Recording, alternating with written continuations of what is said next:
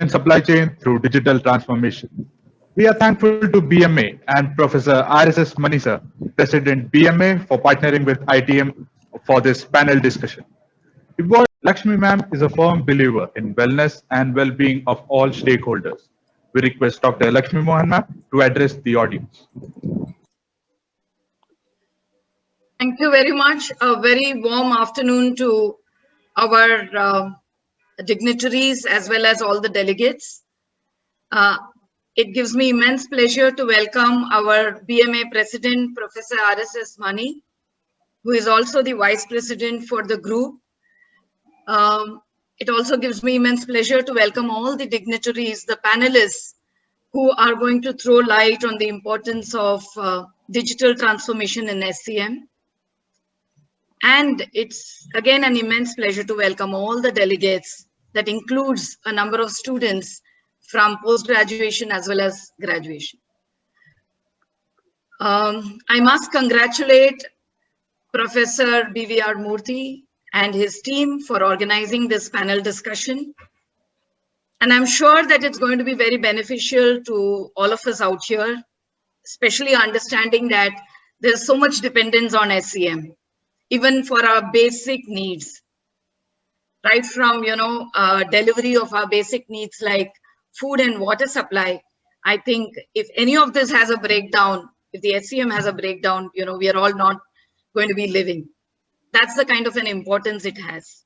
And of course, with digital transformation that we see across all sectors, and who can understand it better than, the educationists out here, the way we have moved towards digital transformation in education itself. I think digital transformation is important in every sphere that includes SCM as well. The recent research that talks about new market known as supply chain collaboration networks, something like SCCN, which has brought in about $3 billion revenue. I think itself talks about how important digitization has become. And especially for the graduates, and of course, also the postgraduates who are studying with us, and graduates from various colleges, I'm sure this session is going to be of great importance, especially if you want to pursue your post-graduation in operations management and supply chain management, which ITM Kharghar offers.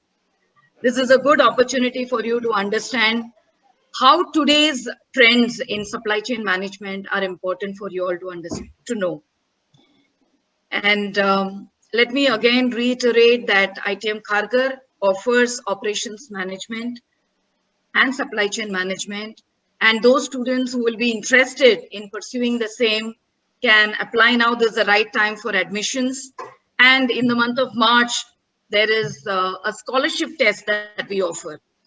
And every year, almost more than 1 crore of scholarship is disbursed among students.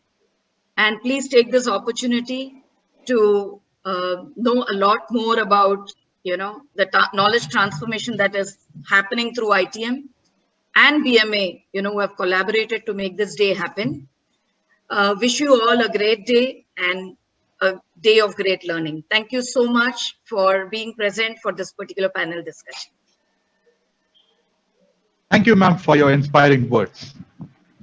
We would now welcome our chief guest, Professor RSS Manisa, a teacher, innovator, and trainer in the HR world. He is the HR guru.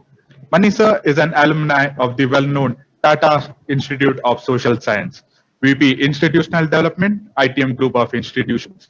Manisa is a founding member of the ITM family and has completed over 29 years of association with the group. Manisa is the president of Bombay Management Association. We now request Manisa to address the audience. Thank you, Tomin, for that warm welcome. Good afternoon, everybody, and a special good afternoon to all my faculty colleagues of ITM Business School, Kharghar. Sounds very nice and pompous, but I'm feeling so embarrassed to be called the chief guest when I'm coming back to my own college, a place which I have spent almost the last 30 years. But sometimes when you are the president of an association, which is rather well known for its contribution to management development, I guess some of these titles make you feel a little better when the whole world is going through so much of a turmoil. I must congratulate Professor BBR Murthy and the entire team of ITM Kharghar for having conceived this entire symposium to look at something very, very crucial in today's times. And I like the word that you have used right in the beginning, resilient. I think all of us have displayed a lot of resilience over the last 11 months. And I think, though we always believe the worst is over, I guess we still need to be careful and be sure that one does not take the virus for granted and continue to fight the virus. Maybe the battle weapons have changed now. The earlier weapon was lockdown and hide in. The current weapon is caution and vaccination. And I guess it is these things which we need to internalize for ourselves. For every adverse situation, we always believe there is an opportunity. And Lakshmi said it very rightly. Hats off to the teaching community, who for a change said, it doesn't matter if the student cannot come to college, we will take the classroom to the home. And that is why when everybody kept talking about work from home, we kept talking about taking the classroom to your drawing room, bedroom, and at times even the kitchens of the home. Because looking at spaces that people live in, every little bit of space has been utilized in the last 11 months. Digital is here to stay. It reminds me of what we said. If Mohammed cannot go to mountain, let mountain come to Mohammed. And I think that's exactly what happened. If we couldn't go to the supermarket to buy what we wanted, we had the Amazons and the Flipkarts of the world who were ready to get it right to your doorstep. But let's remember one thing. When we are talking of this digital transformation, we talk of high tech. I want to urge everybody to please remember that when we are looking at high tech, let us not forget high touch. I know you might think that this is coming from a human resource professional. Yes, with over 4 decades only in the human resource stream. And I'm delighted that people like Sarit Pravadas are here with us, who with me form the core of the human resource fraternity.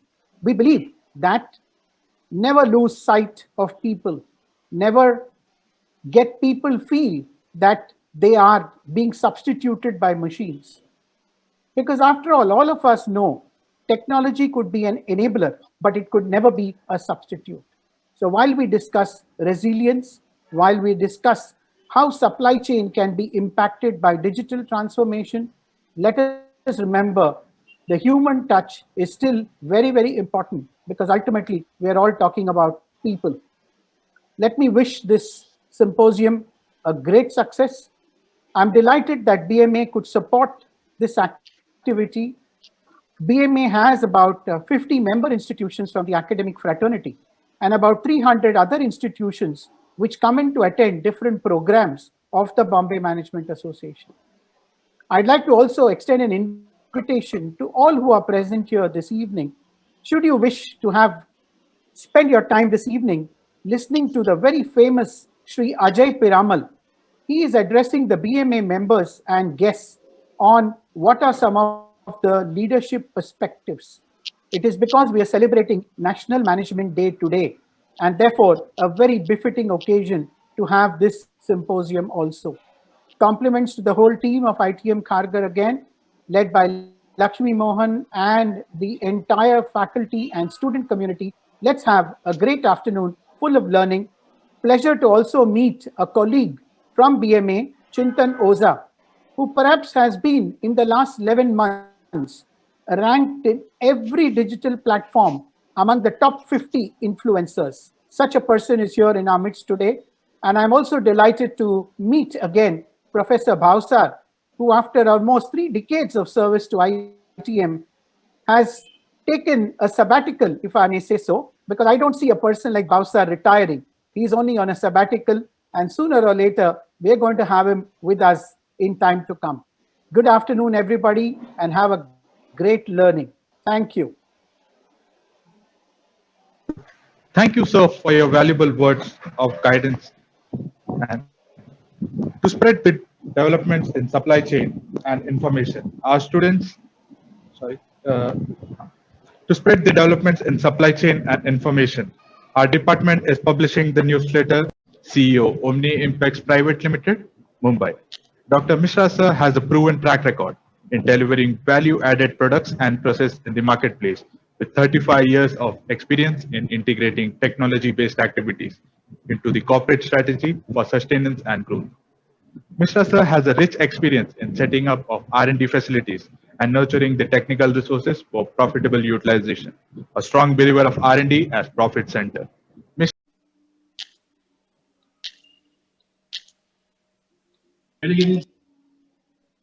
Dr. Mishra, sir, you are there? Yes. Welcome, Thank sir. you. And a big thank you, in fact. Let me take this opportunity to thank ITM Business School and the management. BMA, because I met first time Professor Moni, and also my special thank to Professor Murthy. With this, I just like to take you, the whole of you, to the track of whatever our topic is. I want to start simple, the definition of logistic. What is this? This is the logistic. If I describe, it is a transfer of goods or the product and services both from the point of origin or the point of manufacture to the point of consumption. It's to be delivered with 100% OT on time in full. That's why it has a bigger responsibility. Then there is a right price, right time, right place, right quality, everything right. So the logistics form the core of the business. Many times it is not realized, but that is the supply chain management is key to us. So what supply chain management comes from? This is together, it's a plan, implement and manage forward and reverse movement, then the transportation, warehousing, and at the end to take care of the customer. It looks very simple, but if I look at it, with an experience I've seen, it is very, very complex. What are the major enablers of this? Basically, as I have told, and it is understood, it is a transportation segment to begin with. So it can, as the ocean freight, air freight, land freight, everything. And there is a simple and very complex thing is the global manufacturing in today's world, which is very complex and it's also multi-locational. That's why the inter-country movement or intra-country movement of the goods is very important. Like taking you people to global, let me give you an example. Apple iPhone uses components from the more than 200 suppliers and the 43 countries. And it is understood is the movement from and to China is a key factor to today's business. I'm talking of pre-COVID. And then the second aspect is the warehousing, the workforce, which involves the workforce on the warehousing, workforce on the transport. And the less importance was given pre-COVID is the data and technology, which was going on, things were going on well, and it was going on. And it depends on companies whether they were giving importance to the supply chain or logistics or not. Many times, as we will discuss, whether it is a cost or a profit center. Now, at this midst, I think end of 2019 and beginning of the 2020, what we are stuck with the pandemic of COVID-19. So what it does, it disrupts everything, the business, and especially the supply chain. So what happened for that? So if I look at it, the challenges for the logistic due to COVID-19, it affects the business profile. both the business, B2B or B2C. So major impact on the B2B, it was for the first couple of months of 2020, everything came to standstill. Then they started the slow recovery with the closer home approach. Means this component is not being transported, how it can come from this closer suppliers. Then the B2C market, that exploded because of this online shopping. So there is an increase in volume, demand, everything. There is a change of approach of the buying practice. If I remember, before COVID-19, we were all approaching for online shopping for smaller items. But as the COVID-19 came and it's passed on, the people or the buyer or the customer went for the heavier items also, like fridge, washing machine, all these things online shopping. But that created an impact on the logistic. Now coming to land transport, that was a major hit. What land transport takes it? It's the truckers. So the truckers is the trucks, availability of trucks was so badly. And then there was, I will like to tell you an incident that there were, or if you are a company who is manufacturing essential item, you are open to operate. But to transport, there were no drivers. Why? Because there was a labor shortage. You know what happened in India. There are a lot of people migrated from here to there. And there were shortage of drivers. The drivers, giving an example, because it is from my company, they were going with the essential item from western part to the northern part. On the way, they picked up few fellows, and at the end, when they ended up, they were identified. COVID-19, the destination manufacturing plant was stopped. The driver was set inside this for 14 days. So all these things, what has happened is an impact of the business. So this impact is severe on the small players because they never had a backup plan. They never understood the use of technology or the health plan. But this also impacted the top players also. Like if you will see the bigger companies, they are also impacted in other ways. So this is a reason that we all have to find out what's the response to crisis. What happened? Because of the social safety norms, social distancing and protective gears, all these things, so that came in.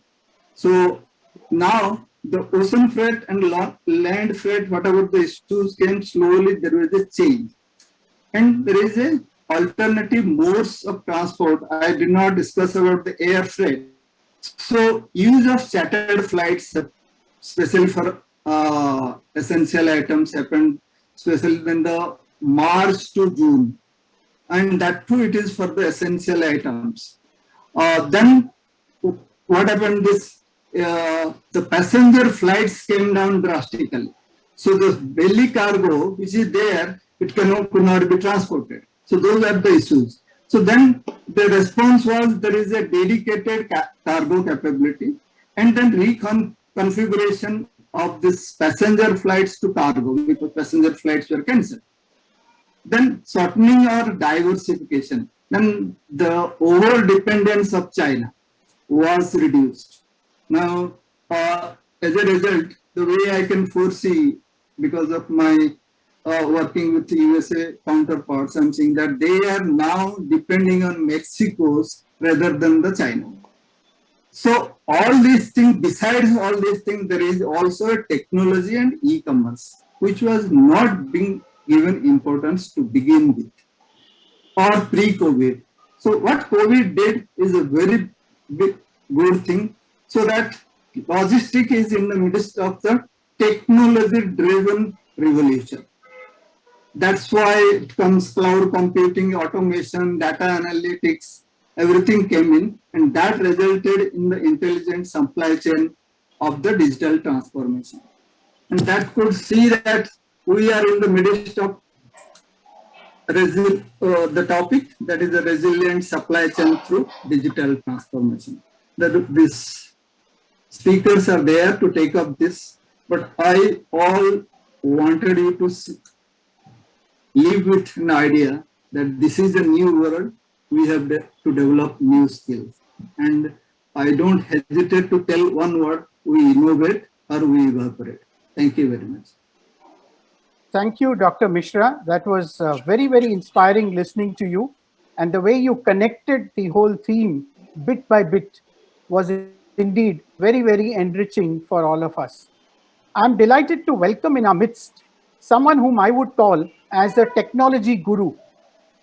He's been the founder of so many technology organizations in India, right from Aptech to NIIT, further down into Zensar, and every technology venture he went into, he transformed the way people did business.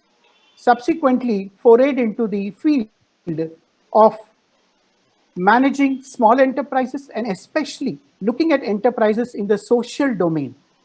And here is a person who is very, very unassuming, a lifelong learner. And let's put our hands together, though virtually, to welcome Dr. Ganesh Natarajan in our midst. Having him here as a learner tempted us also to pick up a few pearls of wisdom from him. Ganesh, can I request you to just say a few words on this occasion before we move to the panel discussion? Over to you. Sure. Thank you, Professor Mani. Very kind of you. As you rightly said, I was eavesdropping as a learner to pick up some nuggets. And I'll tell you why, because right now we are actually building a very large policy paper, which we're going to present to the government in a couple of months, which is primarily on, resolving what we all know is an economic asymmetry between India and China. And I'm glad that the last speaker alluded to that. And one of the things we're doing, in fact, many of you may be aware of this Asian Economic Dialogue, which happens every year. It's a joint activity between the Ministry of External Affairs and Pune International Center. And this year is actually on 26th, 27th, and 28th.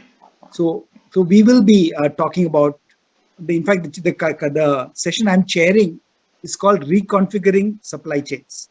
And a lot of ideas is what I'm here to listen to. But let me just give you a proposition on that. I think it was mentioned by the previous speaker. Even yesterday, if you look at the news, Joe Biden in the US has asked for a complete revalidation of the rare earths supply chain. And as most of you know, 90% of supply chains worldwide are provided by China. And in the current, should we not discussions with China, as you know, a lot of alternatives have come. There is Quad, of course, which of course India has been pioneering with Japan and US and Australia, which is a potential alternative supply chains. Then RCEP, of course, is something that India has not joined, which is more in terms of what the other Asian countries led by China are doing. And then there are multiple supply chains. So let me just give you one point for you to think about as you go into your panel, which is that imagine a situation where we decide to go not China less, which is impossible, but less China. What that will mean is, if many countries decide to do that, everybody will have to plan alternative supply chains. And in India ourselves, if you look at our current budget, where Nirmala Sitharaman talked about the textile clusters, which we've kind of lost out for a time being to Bangladesh.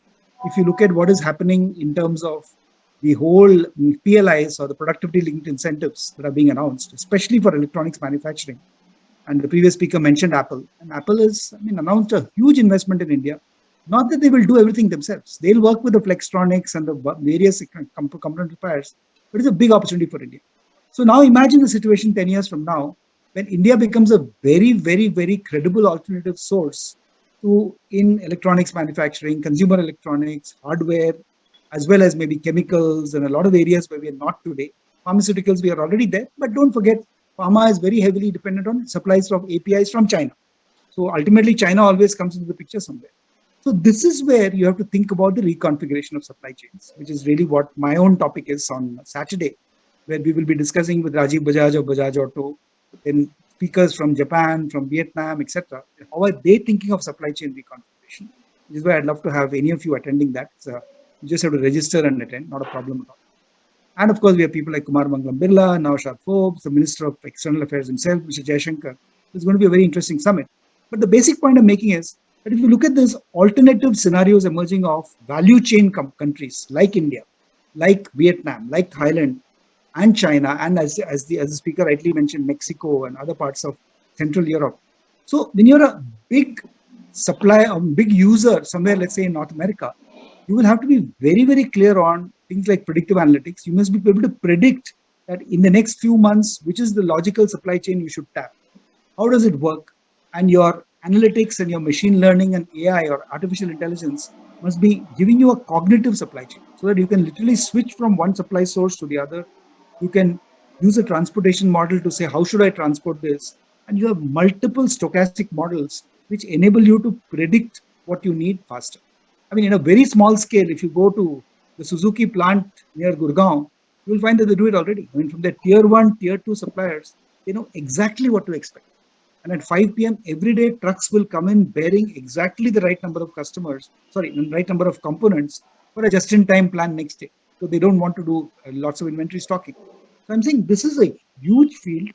I'm sure the panel will be extremely interesting. But keep in mind that global supply chains are going to change beyond recognition. And we should be not only prepared for that, as you rightly said, sir, innovate or perish. So we have to innovate before we get innovated out by somebody else's supply chain.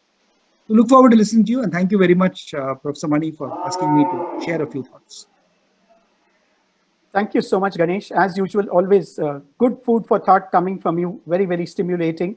May I hand back to Professor Murthy and the organizing team to continue with the rest of the session. Thank you, Mani sir.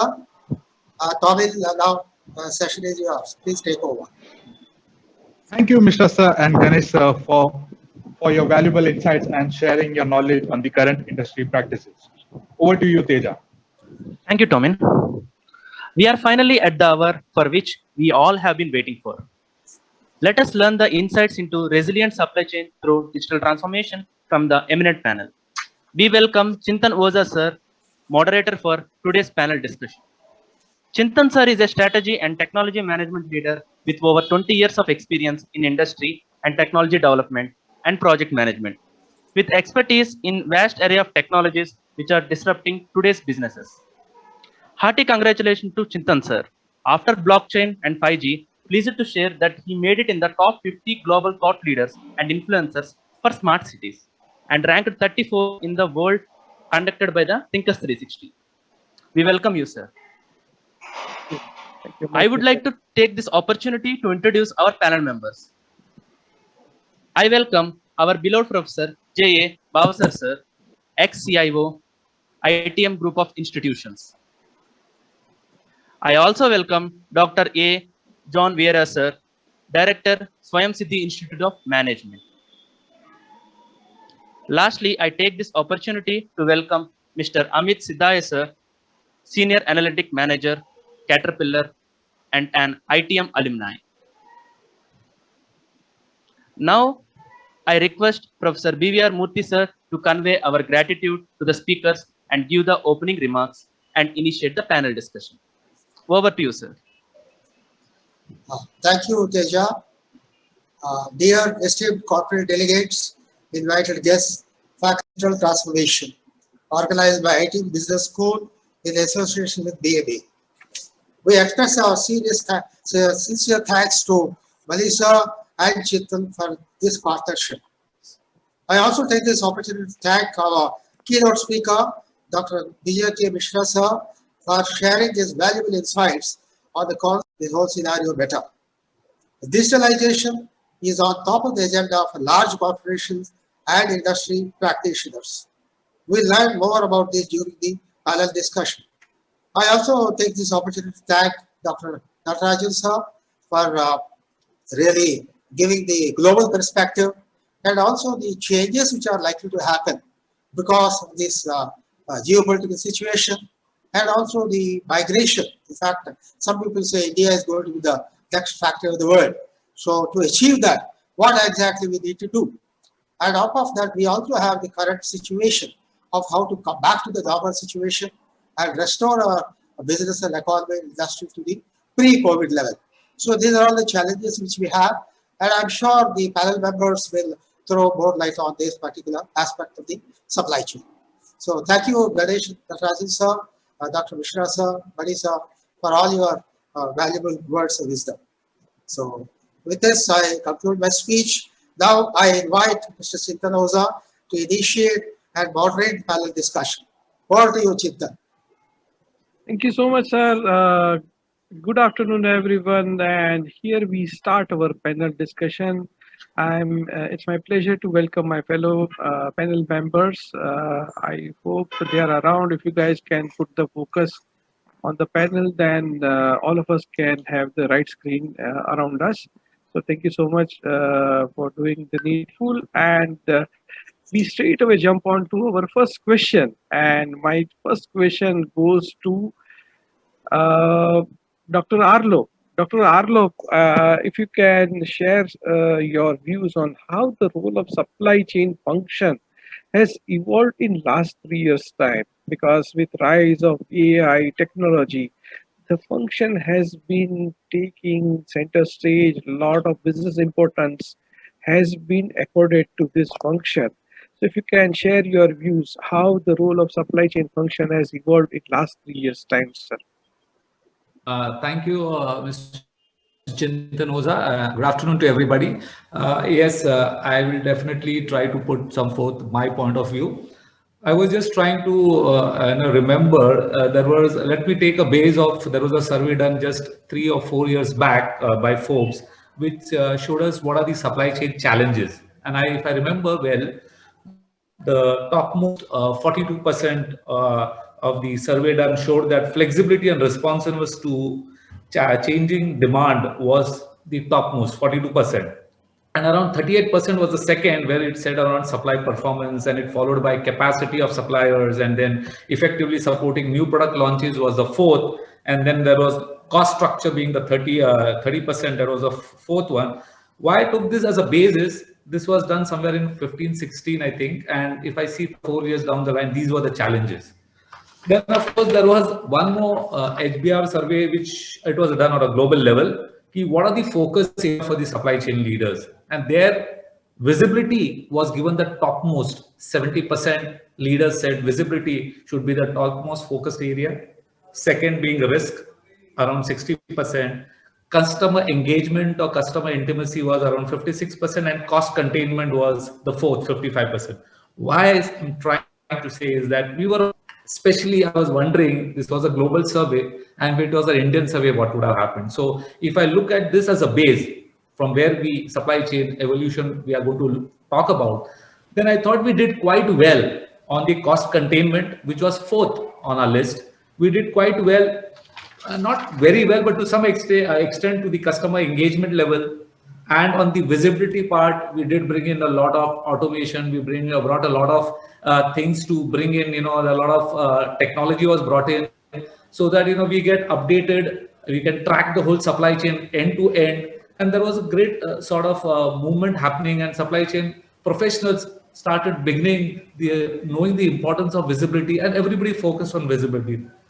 But somewhere I felt the risk part, which was the second highest component in the global survey, we had it on paper, but basically we didn't do much about it. It was all filed. So I think the risk part should have been taken a bit of a higher importance, especially we were exposed when the pandemic happened, when COVID happened just about a year back. So that part was something which was a missing element, I thought, in the supply chain professionals book, wherein it was there theoretically, but we didn't give too much importance to it. And then we realized risk mitigation was the topmost challenge for us. So I thought from the decision-making ability of supply chain professional, we did good, because there was a lot of technology available for our help to take decision-making. Automation was brought in at various levels so that we were able to automate many things in the supply chain. So it helped us to bring about the efficiency we were looking at. The customer engagement was also done enough, but somewhere this one part of a risk factor is something which really took us, showed us where we were, and we were all basking in the glory of, we have done great strides, and supply chain professionals became the key strategy holders in the scheme of things from a strategic point of view, from a corporate. In fact, it started linking to the goals of the organization, because supply chain were like, it was said that one company doesn't compete with the other company on products, but it actually competes on supply chain capabilities. So supply chain people were really thinking that they have moved a lot and done a lot of progress until a point where it exposed Yes. us completely as to where we were. So Yeah, this sir. is where I felt. Definitely, I fully agree, and in current context, I would say that COVID was out of syllabus for everyone. That's right. Yes. Right, and it caught all of us off guard, and it was out of syllabus question for all of us. However, I mean, Amit, what do you think? What are your views on supply chain growing And as a function? yeah. So I think supply chain changes as a function. So one thing which I would like to reiterate what Dr. Alov said was about risk and visibility. And I work very closely for my enterprise visibility, and that's why I understand how important it is. So I think the risk and visibility is inversely proportional.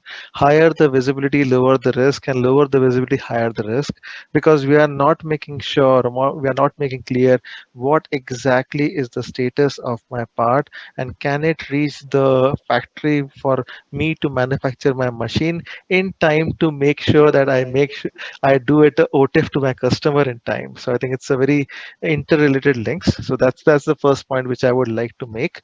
A couple of other points which I think have changed recently in the supply chain world is industry consolidation. Whether we see the third party logistics providers, forwarders. So I would say our top 50 third 3PLs control 70 to 80% of market share. Like, the DHLs, the DB Shankars and the Sivas, they are the world famous and they control a majority market share. We are seeing consolidation happening in the shipping industry, wherein three Japanese carriers called MOL, NYK, and K-Line got merged into one carrier called One. They call themselves One now, ONE1. And then there was consolidation in the shipbuilding industry, which we saw in China as well as in Japan. So I think that's one big step in which we are seeing a lot of industry consolidation happening. Apart from that, of course, the booming e-commerce, which Mani sir and Ganesh sir talked about, of course, that's a very big one. And as per industry estimates, by 2024, the e-commerce market in India is supposed to touch 99 billion US dollars. So that in itself explains the importance of what e-commerce or what role e-commerce can play today in the world of any person, me, you, or the industry. And I think that's a very critical aspect to understand and implement quickly. Then there are a couple of things about driverless or strategic transportation. So, Walmart, the US retail chain, is trying to put their warehouses, their shops closer to customer. So 90% of their retail outlets they have put closer to customer so that the transportation costs go down. That's one, I would say, very good initiative. And the second thing on the driverless trucks. So I think if we are able to implement that well, of course, we're in very, very early phases. I have not seen very, very successful driverless trucks being used for warehousing and transportation recently. But if that comes well, I think that will be a huge step in itself, not only in the supply chain but also in the socio-economic supply chains, which will make sure that the greenhouse effects go lesser and lesser. So I think those are some of my comments on that. Yeah, that's. I mean, yes, definitely. And in my view, I would like to mention that the supply chain function as such, and the discussion related to function, has shifted from storeroom to boardroom. Yeah. So that is something that all business leaders have started uh, uh, giving due attention, and I'm sure that many of the boardroom discussions wherein supply chain related discussions have started happening. So this is the kind of importance the function, the industry as such is gaining. Now let us move on to our next question, which is on the COVID, our last 1 year, how it had been.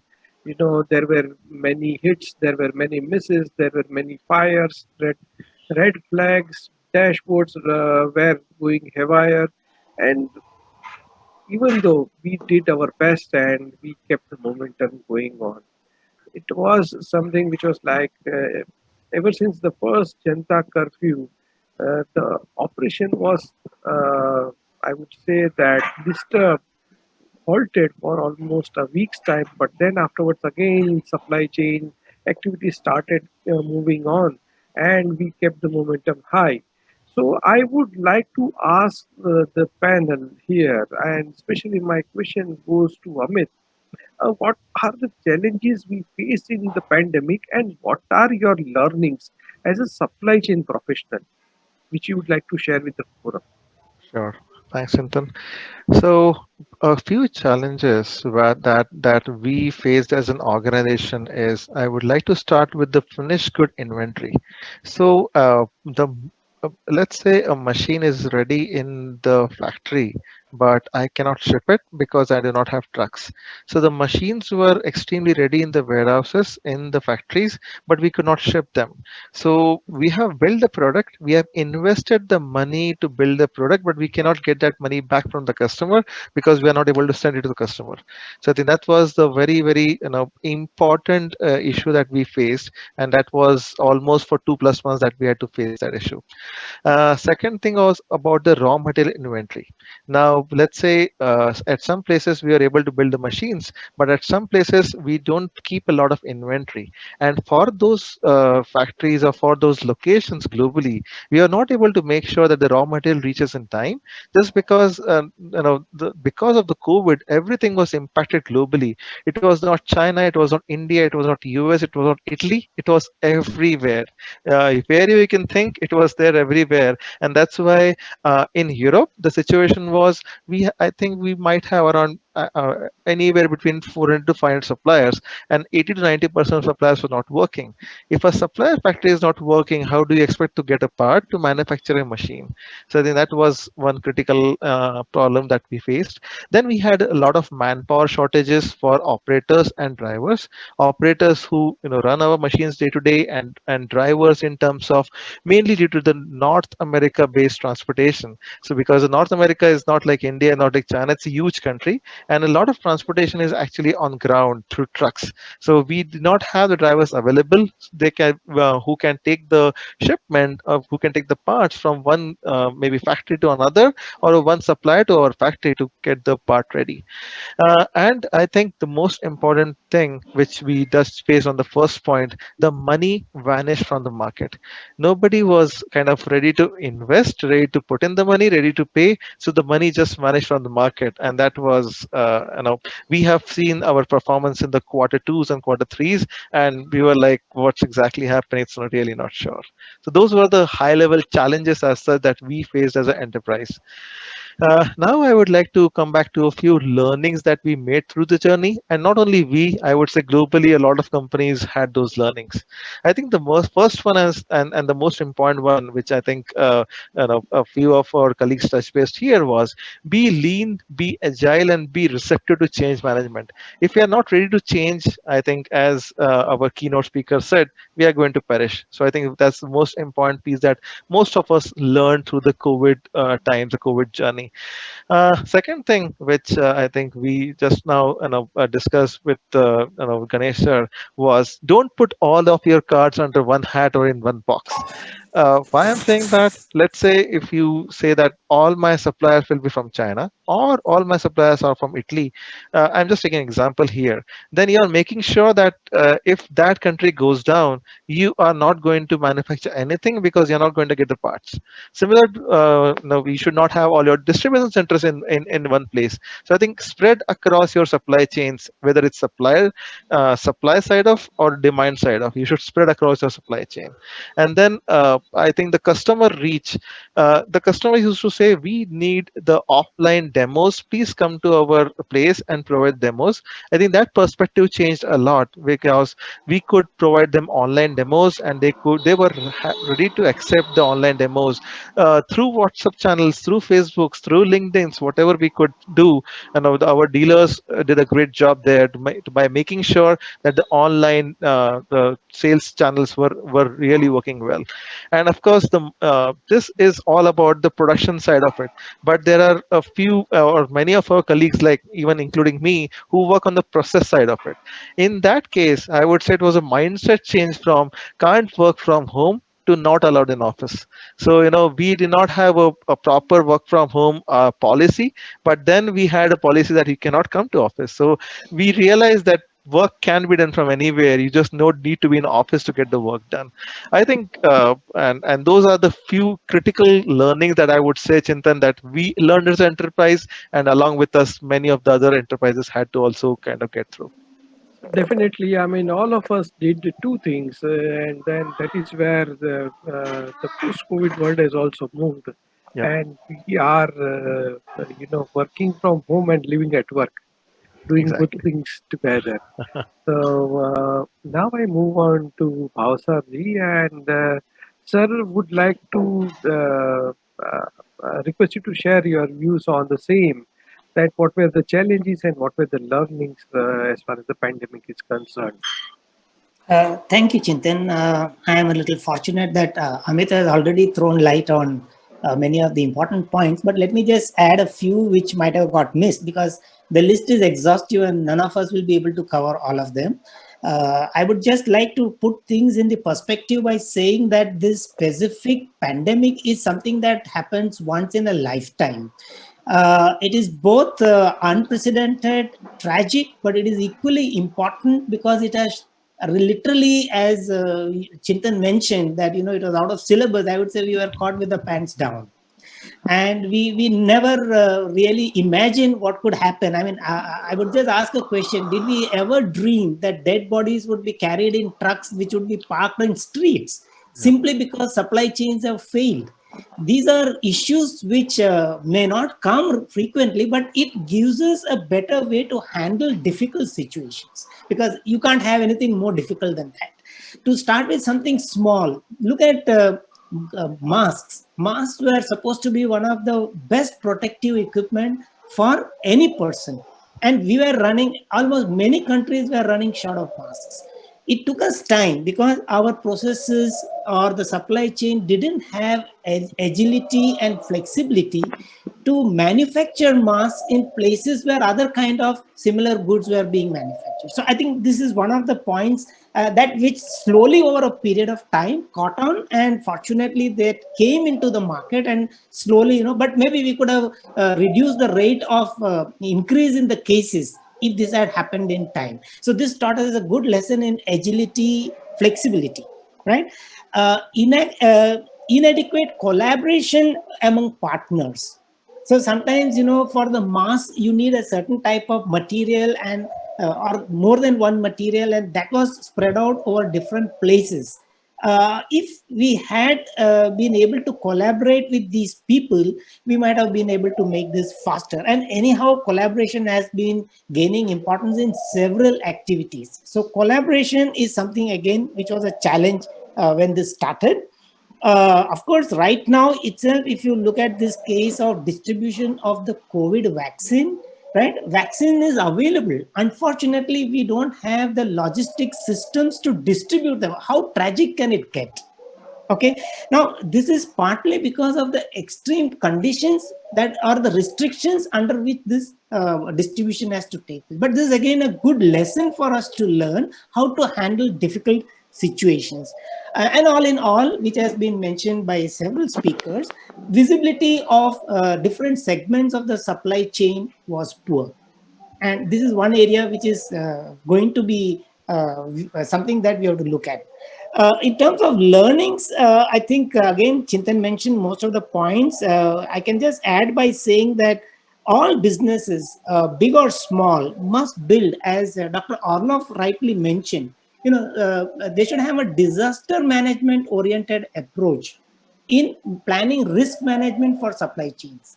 And this is a very important area, and I think it is not going to go away. So this has to be integrated into the supply chain planning processes, and supply chain managers should give it due importance. We also probably were lacking fast and accurate data, and also access to insights which would have allowed us to take timely decisions and informed decisions. So visibility, I think, is again something that's gaining ground. And at the base, of course, you need proven technology. Simple things like electrical power. We are all used to getting power over power lines, but we never thought power would not be available sometimes, right? Look at what is happening in Texas today. People are freezing simply because they didn't have any alternative plan to power failures of a longer duration running into days. But in supply chain also, electrical power plays a critical role in several segments, right? So simple things like electrical power, and the mother of all after air and water is bandwidth or internet access. So this is an important learning. Look at how we could grapple with some of these challenges simply because we were really near having the kind of internet access that we wanted, because the infrastructure was just created. But internet access is going to be very, very important, and I think it is next for me. Sure, sir. So definitely Is there again, are learnings which also helps us move to our next question. sure, And sure, this please go ahead. question, my next question goes to Dr. Arnav. Sir, if you can share your views on what are the trends we foresee beyond the pandemic world, in post-COVID world, and what trends you foresee in 2021 and 2022? I mean, let us have a view of only 2 years, because 2030 is something which would be too longer of a horizon. But what trends you see immediately in current year and next year? If you can share your views, sir. Dr. Arnav? Chintan, I couldn't. Yeah, sorry. Yeah. Okay. Sorry, I had a little bit of a problem. Yeah, surely. There are two challenges I see in the next 1 Arnav, or you 2 have to switch on years. your camera. Now, I have switched off. Okay. Why don't you switch on Yeah. while you are speaking? Okay. No, I have a bandwidth problem, but I'll try. Yeah. Okay. Okay. Okay. I see in 2 years' time, actually, our major focus should be to reduce complexity, make supply chain as simple as possible, because the pandemic showed what a great strategic, complex supply chain came to a halt, practically ground to a zero, and we couldn't do anything because the whole pandemic affected. So to bring it to a simple level is very important. And second challenge is reducing uncertainty. Now that is equally a bigger challenge. So having looked at this, I feel I'll give an examples of how pharma dealt with it, or how far I come from the pharma industry. So how pharma industry dealt with it. We were heavily dependent on China. I think one of the speakers said, yes, 80% of our inputs come from China. But what happened? We were stalled. We didn't have any API. Luckily, because of the way we operate, we had an inventory of quite a long period, especially on the strategic sourcing. We normally have A-class items. We keep a lot of inventory so that we are talking with patients. We are talking about people who need the medicine. So we keep a lot of inventory. We could survive for 6 months, and then the challenges came in. Now, what it taught us and what is the trend going to be is have your geographical mapping of suppliers done in the near vicinity. Don't have to go very far away, don't have to go in other countries. And that's where, of course, Make in India started. But we tried this before, but we are failing in few things. But it has been tremendous learning. Now you see most of the sourcing is done locally, not only locally from within India or domestic, but even in the same state, even in the same district, because the pandemic showed that districts also could be blocked, or districts also could have a lockdown. So there is a lot of localized supply sourcing, geographical mapping is being done, so that tomorrow, wherever the plant is in the surrounding area, your supplier should be there. So should there be any big breakdown or any lockdown, we are able to supply. That's one big learning. Second part is like I've seen a lot of cost minimization or cost optimization was a big jargon, a big motto, a big goal. बहुत ज्यादा profit करके दे दो, EBITDA, top line bottom line पे ध्यान दो. But then we realized only bottom line is not going to help. We need to look at cost optimization plus risk mitigation. So basically we are ready to give a small cost for the risk we are able to mitigate. We are not going to look at only the efficient suppliers, but we are also going to look at efficient and maybe more reliable suppliers, even if they are little less efficient. Because this is what in the pharma industry we learned. We were too stingy for prices from the purchase point of view, from a procurement point of view. That was the second thing. And third, outsourcing is a big strategy for, I think 80% of our pharma industry, we go through outsourcing only. Why? Because you get a good price.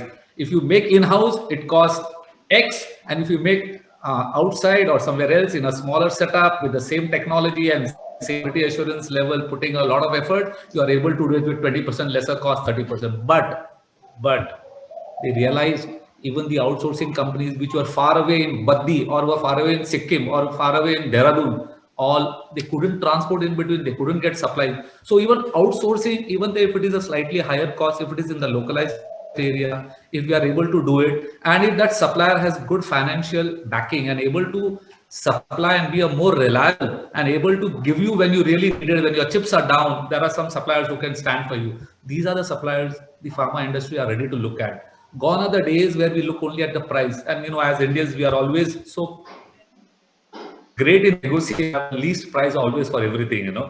And sometimes, let me be honest to say, even I have been in purchase for a long time, we really want to stretch them and go out to the rock bottom, and that really doesn't help. This pandemic has showed us reliability of supplier, or having a good supplier is much more important than having the most efficient or a supplier who gives you at a low price. And of course, going a little forward, I feel the trend is going to be in the supply chain side is that how can we automate our supply chain in terms of having all those repetitive things, however we do. Can we even we have a sales and operations, SNOPs, can we even automate that? I remember I was in I can't name the company, but it was a American multinational company, and they had a whole dashboard ready. Everything was coming through the automated system, and the figures were just available. SNOP was actually digitalized and automated also. All we had to give some sort of a justification rationale for the things which were happening. So we need to move on from all those manual type of repetitive, and maybe a lot of RPA or chatbots can help us bring down. And I've seen wonderful dashboards for sales and operations meeting, and especially you can have it so well between 10 plants and the different offices across, and digitalization is really going to help, and connecting and having SNOPs which are automated helps. I will take a little more time in terms of saying about what about assistance. We need also to assist a supply chain by having all the automation in our warehouses, maybe use some sort of automation in a small way, even in the warehouses, where we can get some help, we can bring about efficiency. And so even if robots are very costly, robotics, people talk about it, but one has to look at the cost of robots as vis-a-vis the cost of human which is available. What extent there is a trade-off, what extent can we balance it out, is something we should always look, because the whole pitch is to go for robotics, or all pitches to go for automation, but we need to weigh the balance between the cost and the long-term cost and over what benefits you are going to get. And a small point is we also need to look at the predictive forecasting has been the most problematic. Are we able to use a lot of artificial intelligence, lot of analytics, so that we can have a better forecast, so that we can I can hear some disturbance. So we can get some sort of a proper demand. The demand is changing drastically. How we are able to respond to the change of demand, only the predictive analytics will help us come very closer to what is really the demand or what is the forecast. If the forecast is as accurate as possible, supply is going to be that much better and efficient. So I Yes, feel Dr. the trend Arnav, is and going. definitely this is going to be a trend. And I would like to narrate one use case here. All of us know United Postal Services, UPS, which is a major logistic provider in American continent and across the globe as well.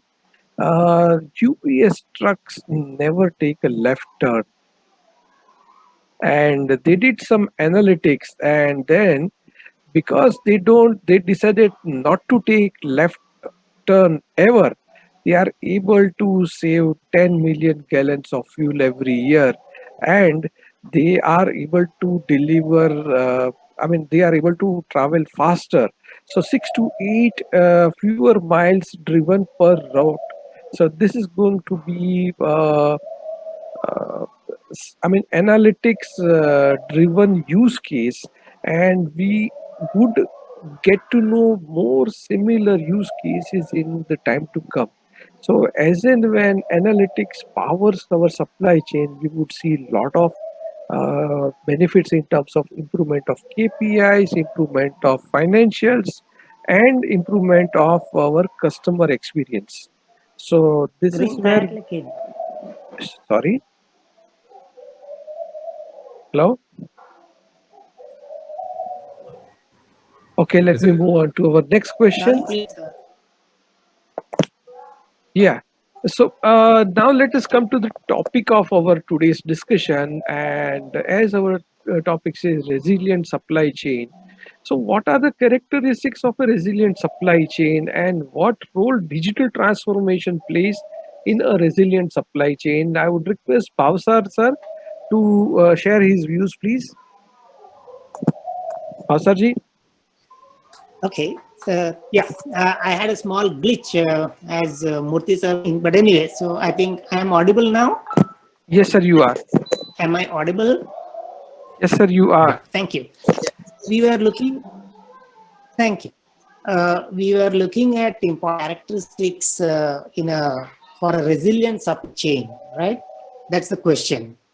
So I already pointed out through different people, collaboration is going to be a key factor in enhancing the resilience of supply chain. That means collaboration partners involved in the entire supply chain will play a big role in making them more resilient. Agility to adapt to changes in the ecosystem, whether it is raw materials or processes or equipment. This is again one area where we'll have to pay attention, and that should help in the resiliency in supply chain. We may build for redundancy, even simple things like certain critical items, we may have to maintain a little more inventory, beyond what is just in time approaches, especially for critical items, because thing which can cost you a lot. So when the trade-off is between cost and risk, I think it is better to spend a little more and keep the risk low. We also need to have a safety net built through risk analysis, looking at the problems were faced during the COVID times. We need to look at building this with ready-to-use workable alternatives. When I say safety net, is when something goes wrong, do we have some laid out plan which can be straight away implemented? That means which was already tested, or a dry run was carried out, like emergency plans that other companies. So that is also something that could enhance the safety and indirectly the resiliency of supply chain. Last but not least, of course, proven technology.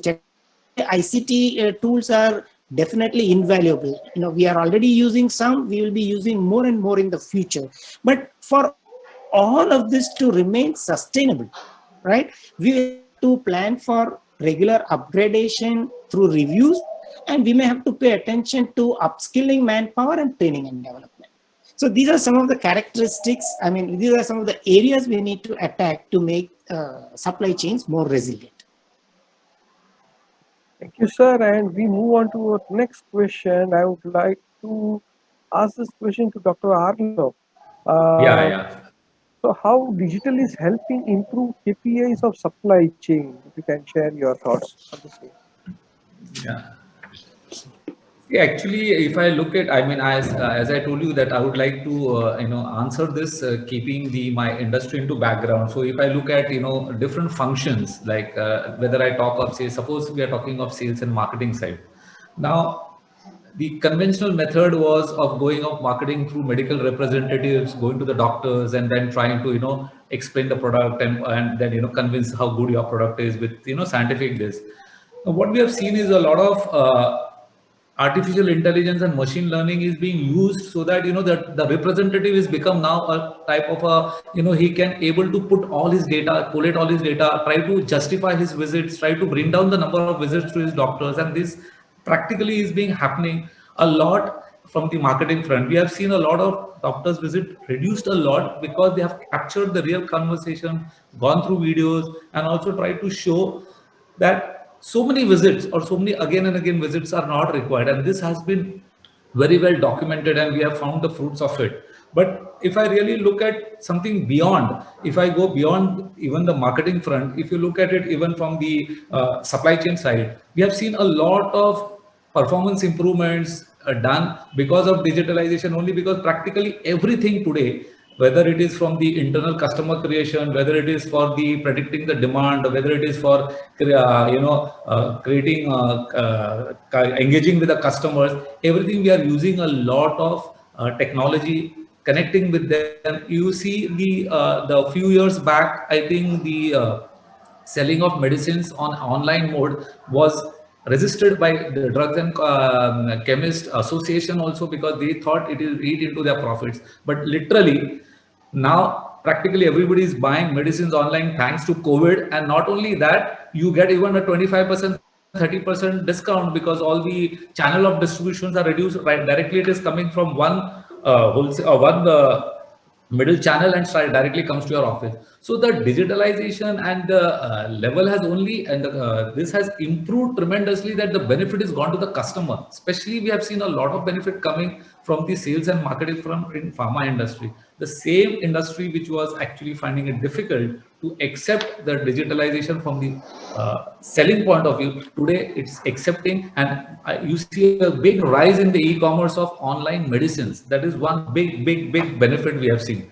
Secondly, I've seen a lot of invoicing matters, or whether it is automating the orders, or whether it is invoicing, all these repetitive tasks today is being done by bots, and lot of automation has happened, and the time factor, the cost factor, everything has come down. So our performance has increased, and this becomes quite a key factor from improving our supply chain efficiency. Now, even if I move to a quality part, where a lot of time is spent on quality testing, just to tell the viewers, the manufacturing time sometimes is much lesser, and the quality testing in pharma industry is much more, because you are releasing the goods to a patient who is sick. So you have to be 100% sure that the goods are of a proper quality and meets the standard it has.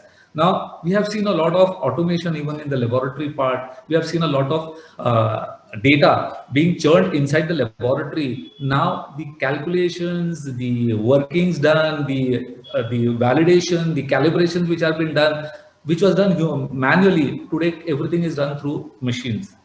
And digitalization is really helping that, reducing the time. If you see the vaccine which came out in 1 year, is not only because of we have compromised anything, but the lot of automation and digitalization has helped to bring down a 8 years, 10 years development cycle to just around 1 or 1.5 years. It has really, I've seen this is the biggest development or biggest achievement we have got through this digitalization.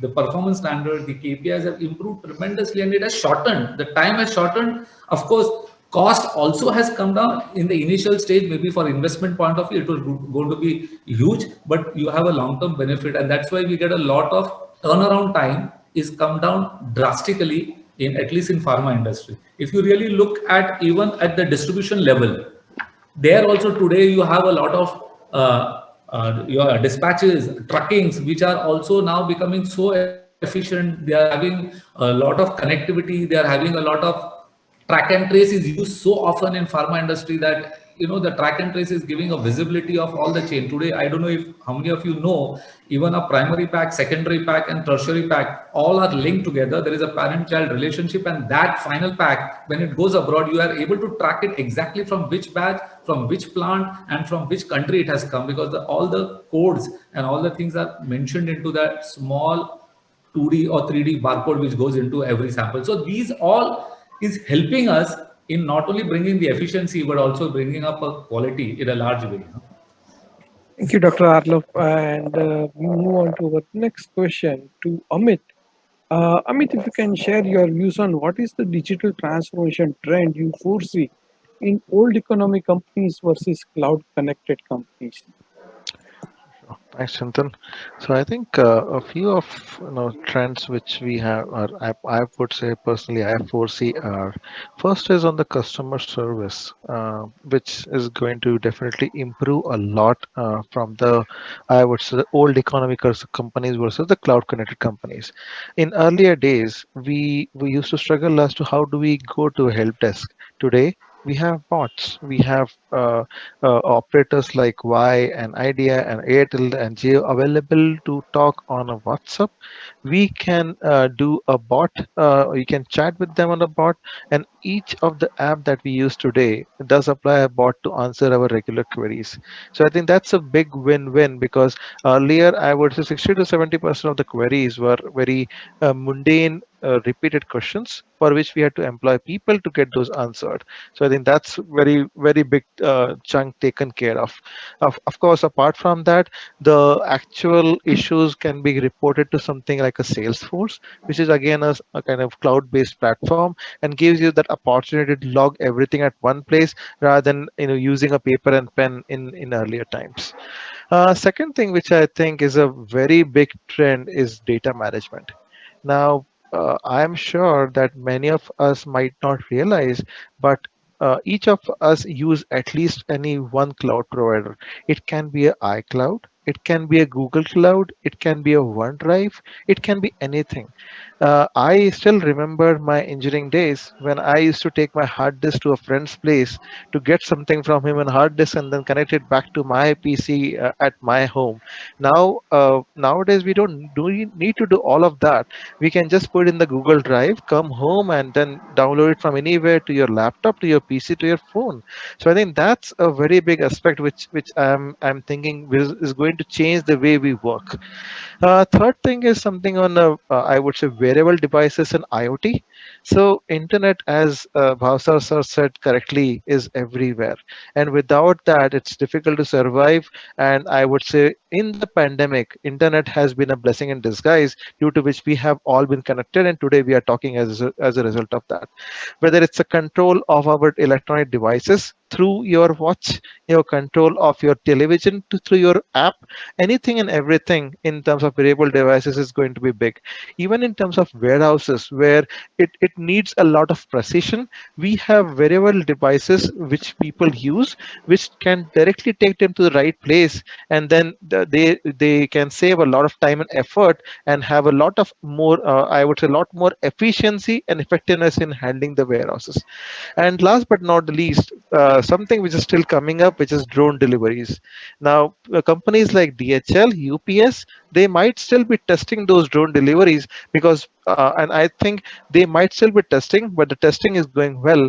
And I think maybe in the next 5 to 6 years, maybe earlier, who knows that, we might have a package delivered to our home through a drone, and it might not need people anymore. So I think those are a few important ones. Apart from that, I think one thing which COVID has taught us is uh, uh, how can we do things without touching? Whether do we need a bill? No, we don't need. We can get it on a WhatsApp. Do we need to touch a lift to use it? No. Recently, I had visited a hotel, and I could use my foot to just call the lift, and I could just show my fingers in front of the button on the floor which I wanted to go. So I think those are the things. So in terms of sensors, I think that's one big improvement that I have seen. Even in the cars, sometimes I feel that I think car will tell us what to do rather than we telling car what to do. So those are the important ones which I can think of. Thanks, Amit. And definitely, we are moving in a world where a lot of devices are connecting, and then devices have started talking to each other, and humans are talking to devices. Devices are talking to each other, and then we are generating more and more new experiences and new services. My next question goes to Bhavsarji. What percentage of supply chain is being automated, and where do you see human-robo interaction, and when robo would surpass humans?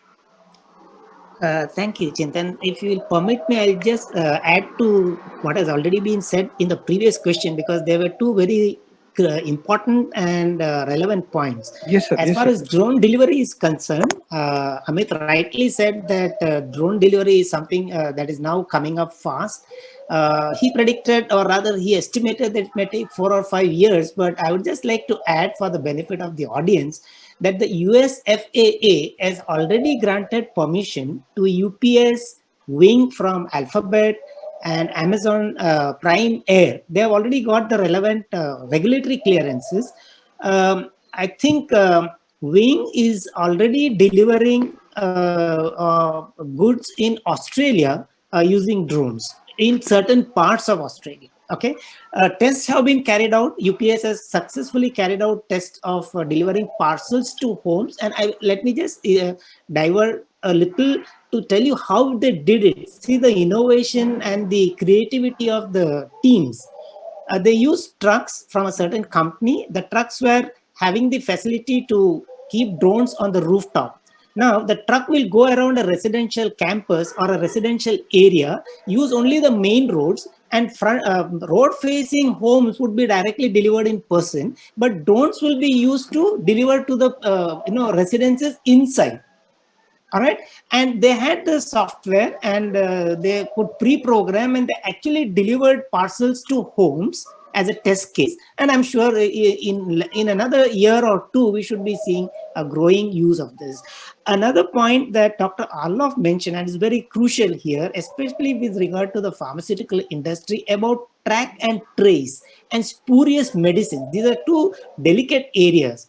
I was surprised while reading and preparing for this discussion to find that there is a US Drugs Supply Chain Security Act 2013, which is now working along with some pharmaceutical companies to develop blockchains to ensure that the quality of drugs do not get deteriorated or are not getting substituted or something like that, posing risk to patients. So this is just to bring in the growing trend in blockchain and drone deliveries. Going ahead with your question about the percentage of supply chain that's being automated. First of all, we all know that automation is at the forefront of supply chain's digital future. Okay.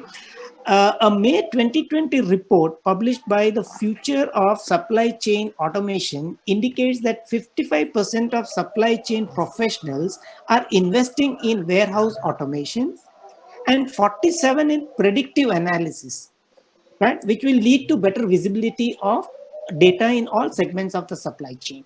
All right. In retail management and logistics, 23% of the companies have already implemented automation technology in various forms. Okay. So say for example, Amazon is using the famous robots that move around in the warehouse, which earlier was being done by people to scan the inventory on the shelves.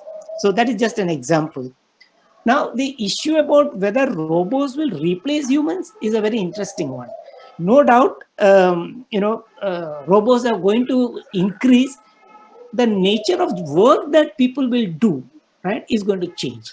But the requirement of humans is probably not going to go away very fast. And let me just narrate one very interesting anecdote, which will be very useful for all of you. It's a case of Tesla and Elon Musk. All right. So Elon Musk, when they started manufacturing their Tesla Model 3, promised the management that he would be able to deliver 20,000 Tesla per month. And he planned, implemented, and actually created a nearly fully automated plant. And they say it was with the robots were working in cooperation with a few humans, and they tried to produce these cars and found that they could not produce more than 2,425 cars in the stated period.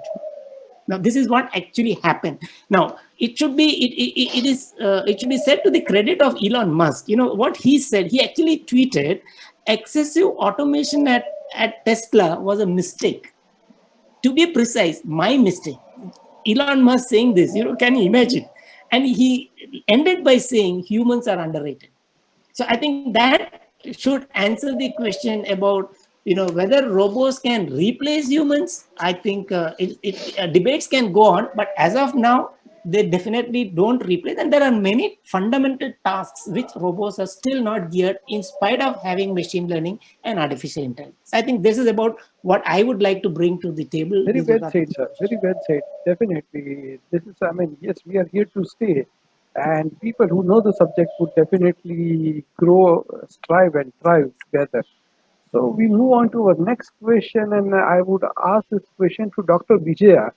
How are you solving the skill gap in your enterprise, and what skill do you see for while you recruit a fresher?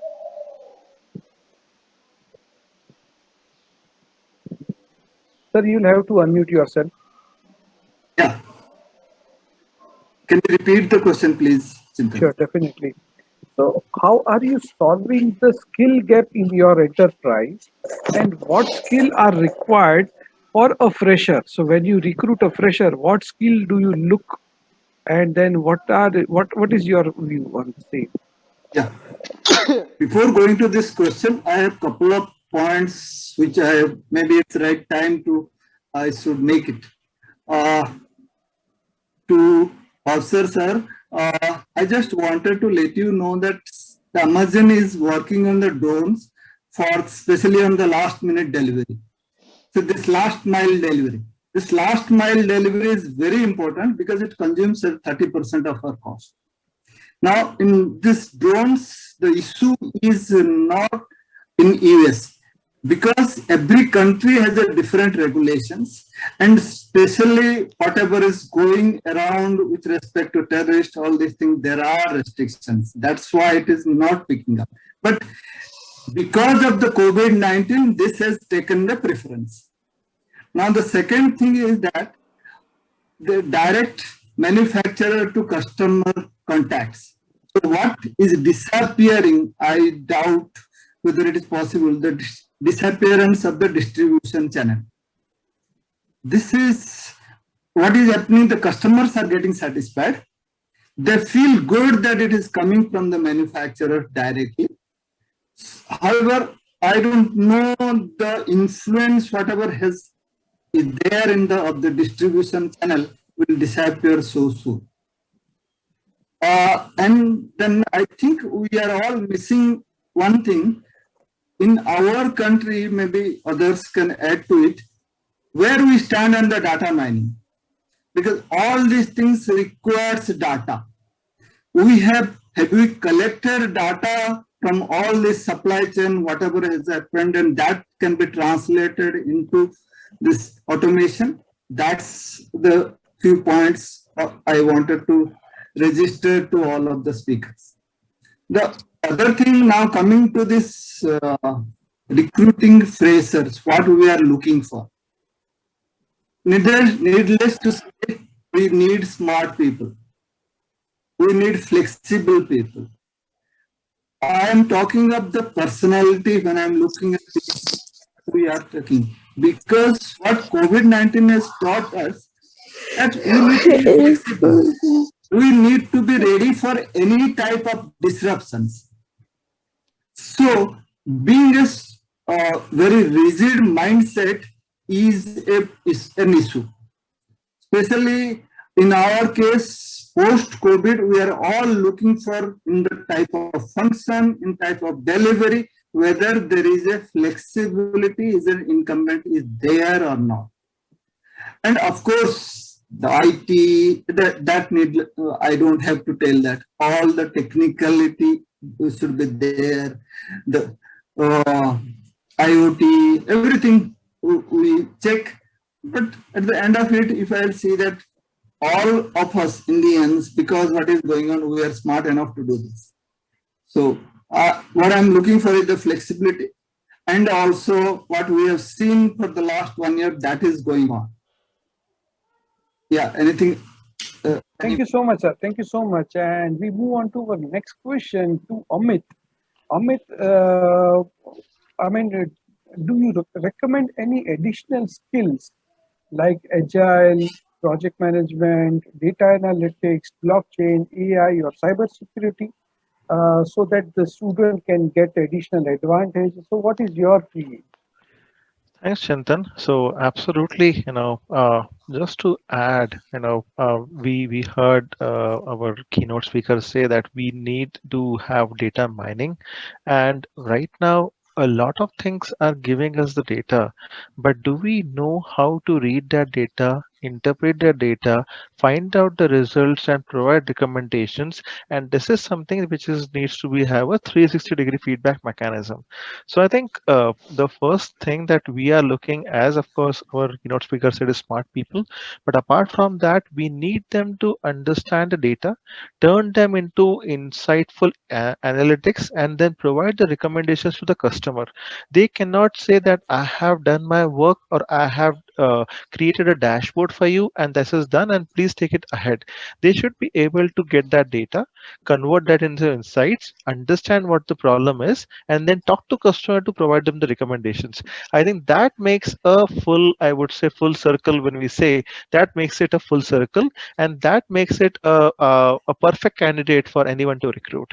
Of course, the current hot skills, of course, that we see on our side are Python, R, BI tools like Tableau, Power BI, and as I said, the business acumen, that is understand the customer problem and find the right solution. You just need to have, you don't need to always take the solution that the company is using, but you just need to understand what exactly is the problem and how can I tackle this problem. Last but not the least, of course, project management is a key, because any projects without project management can go haywire, of course. So those are the things which I would like to add, Chintan. Thank you so much. And I would like to say that. Can I add a bit? Yeah, sure, Dr. Arlov, go ahead. Yeah, yeah. Just wanted to say, since there are a lot of students here, I mean, especially for the freshers, I would like to tell that from the recruitment point, from the hiring point of view, there are many, in addition to your management degrees, in addition to your post graduation, whatever you're doing in PGDM or MMS or MBA, there are many certification courses given by APEX or CSCMP, where, if you do something on a short course on AI or a short course on ML or on blockchain, it's going to really add value to your CV. And this is where the future supply chain will lie. And they are going to look at people and students who are done these courses, who understand it, because the future is there. That's one point I wanted to make. Secondly, your adaptability and flexibility to a given situation as freshers is going to be tested like anything by your superior. So your emotional quotient is going to be checked a lot more than your IQ. So you have to understand that apart from specializing, doing some specialist courses, add-on courses, which adds to your knowledge, because 40% of supply chain knowledge comes actually is done by the knowledge work in supply chain. So you need to have that knowledge of those areas. In addition, your emotional quotient is also very, very key, as somebody pointed out, the soft skills and other things, how you are able to adapt and able to deliver in really trying and tested situations. That's the small point I wanted to make. Thank you. Thank you, Dr. Arlov. And in my analogy, I would like to say all of us prefer to buy Plus, Pro, and Max. So don't just be iPhone 12. Great point. Let us move on to the next point. This is something melody itni chocolatey kaise bani, and the question is, do you foresee supply chain as cost center or profit center? And I would request Bhavsar ji to answer this, and then afterwards what do you understand? What do you share your views, whether supply chain is a cost center or a profit center? This is actually one of the toughest questions on the whole day, I think. But this is something like, there is no single answer to this.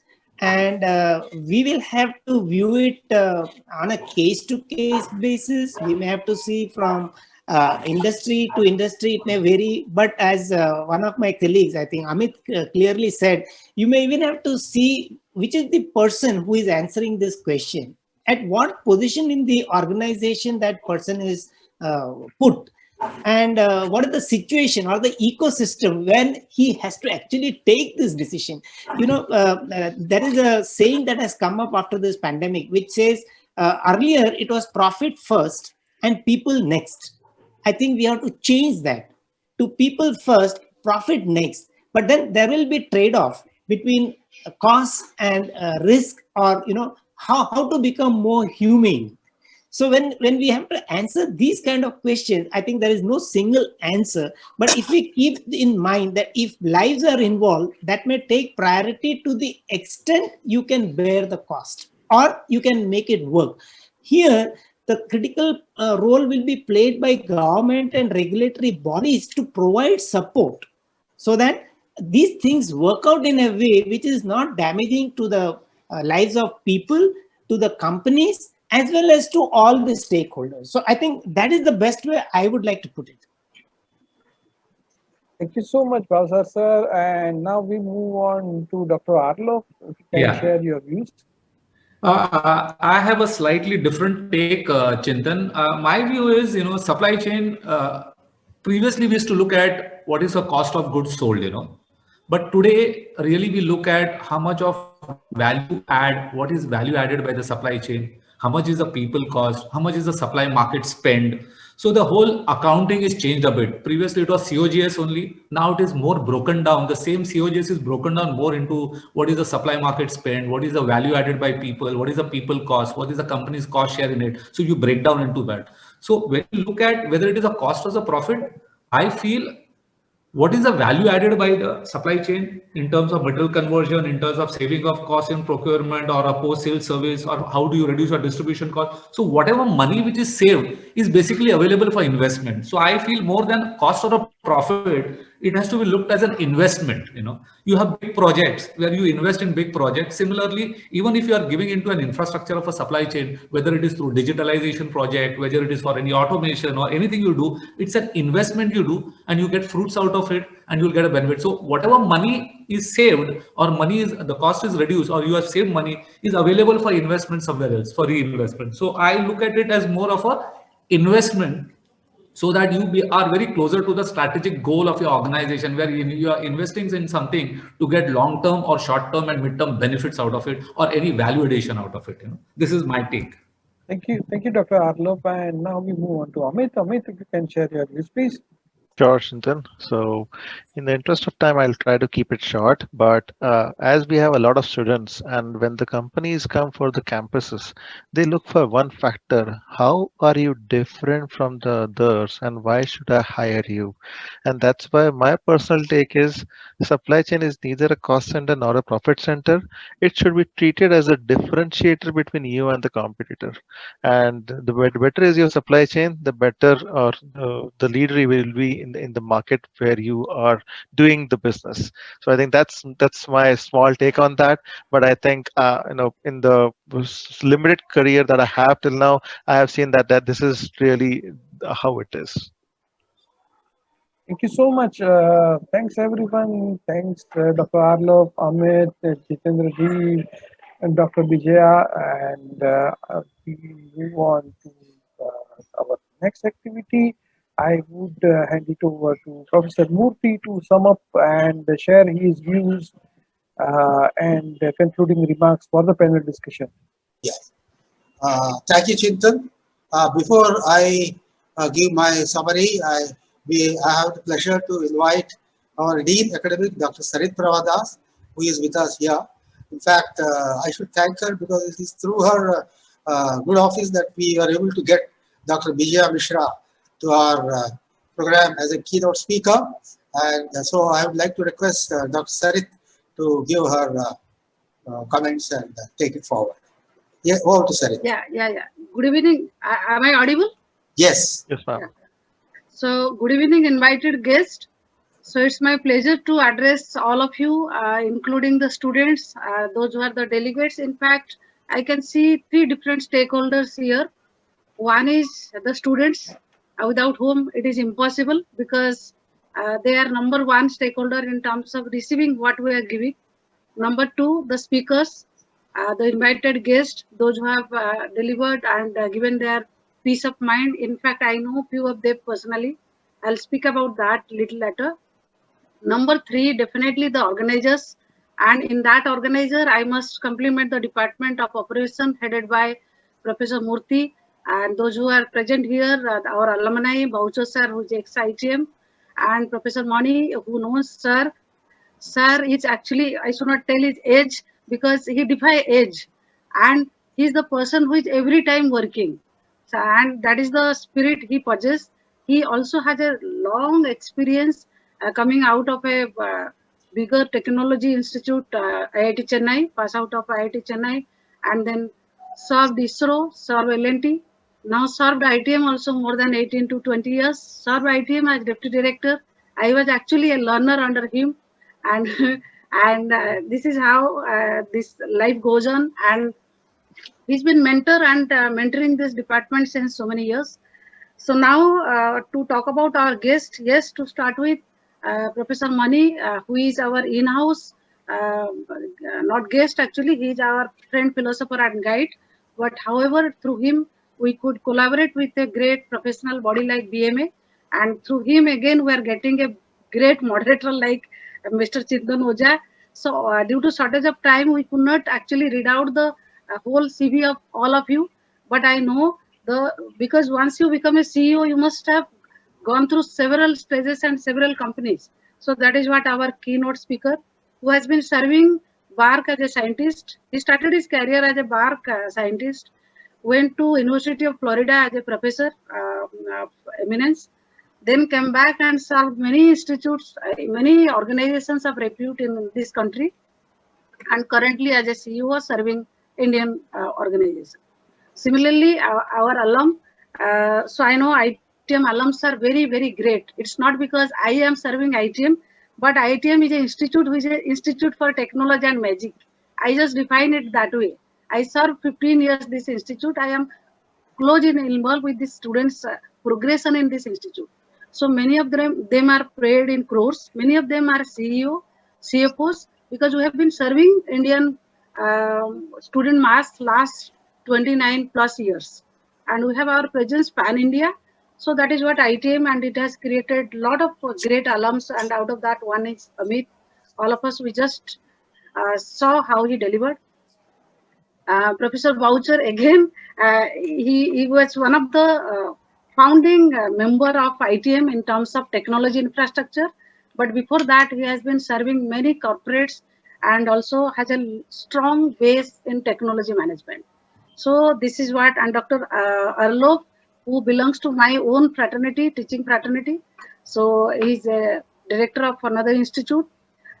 So we have in our August audience professionals from BMA, professionals from some institutes, professionals from business management schools, graduates across Pan India, and postgraduate students from ITM, and also from institute from Mumbai and Navi Mumbai.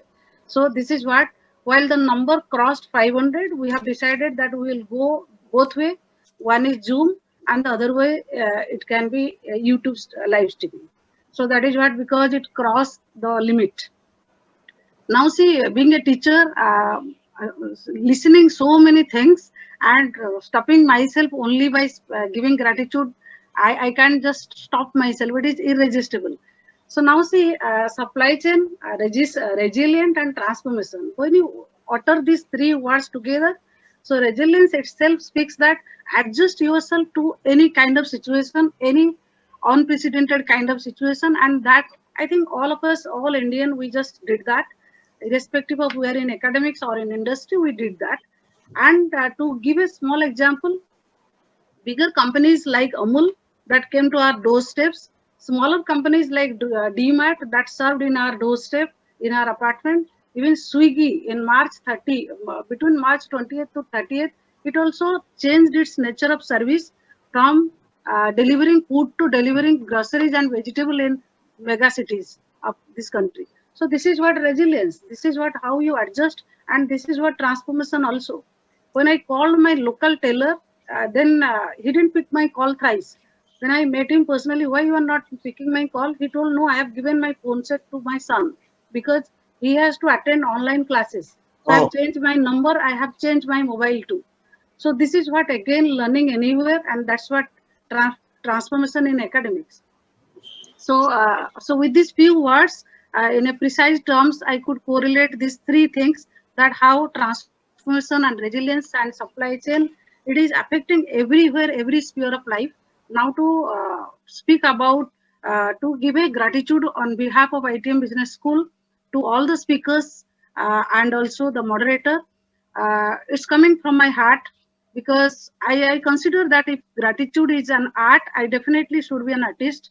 And I don't think any small memento or anything that we give end of any occasion that is actually have any value for a august speaker gathered today.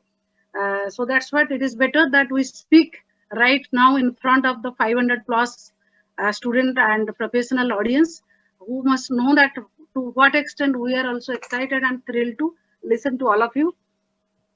So that is what I must thank to start with ITM Vice President Professor RSS Mani, who incidentally is President of Bombay Management Association and who is doing wonderful job in that, and Chintan will be agreeing to that. So every Wednesday and Friday we are having a lot of knowledge sharing sessions. Next in line is Dr. Vijay Mishra, CEO Omni Impex Private Limited. Mr. Chintan Oza, who is a very vibrant moderator and who is able to connect to all the speakers at a time and giving justice and fair chance to everybody that I could see. Dr. Arlof, the director of Swayamsiddhi Institute of Management. Our own Professor Boucher sir, who was ex-CIO, he just retired some 2 months before from ITM, serving so many years and contributing a lot to ITM. Last but most important, because he is our alumni, Mr. Amit, and he is serving Caterpillar of Bangalore. And you know, as a teacher, you connect to the student most. So that's what I told last, but the most important, Mr. Amit. So with heartfelt gratitude on behalf of ITM, I just hand over my this thread to Murthy sir, who is instrumental in terms of connecting to all of you, the department, the student organizers. So student organization, I must compliment you because we usually say that marketing and HR students or HR fraternity can speak and host a event very in a different way. They're creative. That is our assumption, I think. So you just defied that assumption, and being technocrats, all of you have handled this event very nicely. So thanks all the student organizers. Sir, over to you, Sir Murthy, sir. Thank you, Dr. Sarit. I think thank you for those nice words. I think you have really put a lot of energy and passion in your vote of thanks, and thanking all the people. Now, I think due to the limited time, I think now I'll request Teja to propose a small formal vote of thanks, and then probably we'll call it a day. Yes, Teja, over to you. Sir, thank you, sir. It's time for vote of thanks. Before that, moving ahead, please kindly fill our valuable suggestions in the feedback form, which is shared in the chat box, so that we can make necessary improvements in the upcoming session. Due to time constraint, we couldn't able to conduct question and answer session. So can you please type your questions in the respective chat box? So we will give them to the panel members and revert you back as soon as possible. The path of success to achieve a goal is always takes time, and between those times, we believe today's discussion is going to play a role in future of our country. We would like to thank all the panel members and our guests for being here today and share their knowledge with us. We take this opportunity to thank the management of ITM, our beloved Professor RSS Mani sir, our Director Dr. Lakshmi Mohan ma'am, our Dean Academics Dr. Sarit Prabha Das ma'am, our HOD Professor BVR Murthy sir, Professor Gayatri ma'am, Professor Vikram sir, BMA team, Dr. Jasmine Jha ma'am for their constant support, and the social media team, support staff, volunteers, audience, and all my friends for making today's event a grand success. Thank you, everyone. Stay safe and do well. Wish you all the best. Thank you. Thank you, all of you. Thank you. Thank you. Thanks to all the organizers and my panelists. It was a wonderful interaction that we had. I hope students stand to gain from this, and we hope to see them in good places in the supply chain ecosystem. Thank you all. Thank you so much. Have a great evening ahead. Bye-bye. Thank you, everyone. Thank you, sir. Thank Thank you. everyone. Thank you. Thank you, bosses, sir. Thank you, Amit. Thank you so much, sir. Thank you, Vijay, sir. And thank you, all. And see you again next Thank you, Sarit ma'am. Yeah. Thank you very much, guys. Can I close the meeting? Yeah. Thank you, Murthy sir. Thanks, everybody. Thank you. Oh, thank you. Wish Have you a all the wonderful weekend, all of you. best. Yeah, thank you. Thank you. Thank Can you. I close it? I'll close it now. Yeah. Yes, ma'am. Thank you.